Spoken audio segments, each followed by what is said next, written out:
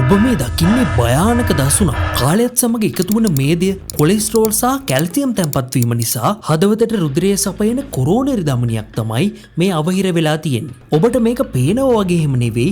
මේ කුඩා අවහිරේ ගල් කැටයකටත් වඩා ශක්තිමත්. මොකද මේක ඇතුලේ තියෙන්නේ දීර්ඝකාලීනව තැන්පත් වුණු අස්ථි වගේ කැල්සියම් තට්ටුවක්. මේ අවස්ථාවේදී සාමාන්‍ය ප්‍රතිකාර ක්‍රම වලින් මේක දිය කරලා දාන්න බැරි වුණොත් ඉක්මනින්ම මේකට ක්‍රියාමාර්ගයක් ගන්න ඕනි. එහෙම නැති වුණොත් බොහෝ විට රෝගියාට මරණයයි වෙන්නේ. වෛද්‍යවරුන් මෙහිදී රොටේෂනල් ඇතරෙක්ටොමි කියන විශේෂ ක්‍රමයක් භාවිතා කරනවා. මෙහිදී භාවිතා වන ක්‍රමය නම් සිත් ඇද ගන්නා සුළු එකක්. මුලින්ම ඔබේ මැණික් කටුව හෝ කිහිල්ල ආශ්‍රිත ප්‍රදේශය නිර්වින්දනය කරනවා. ඉන්පසු සිහින් කැතීටරයක් ඇතුල් කර ඒ රුධිර නාලයේ ඔස්සේ ඉතාමත් ප්‍රවේශමෙන් අවහිර වී ඇති කොලෙස්ටරෝල් තට්ටුව වෙත ළඟා කරනවා. මේ කැතීටරයේ කෙළවරේ සහල් ඇටයකටත් වඩා කුඩා ශුද්‍ර දියමන්ති අංශු ආලේපිත කුඩා ඩ්‍රිල් එකක් වගේ එකක් තමයි තියෙන්නේ. මේ කුඩා ඩ්‍රිල් එකට තරමක වේගයෙන් කැරකිලා ගලක් වගේ දැඩි මේ අවහිරය රතු රුධිර සෛල වලටත් වඩා කුඩා අංශු බවට අඹරලා දාන්න පුළුවන්. මේ කුඩා කැබලි ඉන්පසු රුධිර ප්‍රවාහය සමග ආරක්ෂිතව ගලා ගොස් ඔබේ ශරීරයෙන් ස්වභාවිකවම ඉවත් වෙලා යනවා. අවහිර වෙලා තිබුණු ධමනිය විවෘත වූ පසු මේ රුධිර නාලයට ආධාරකයක් වශයෙන් වෛද්‍යවරුන් බොහෝ වෙලාවට කුඩා බැලූනයක් හරි ස්ටෙන්ට් එකක් හරි මේ නාලය තුල තැන්පත් කරන්න අමතක කරන්නේ නැහැ.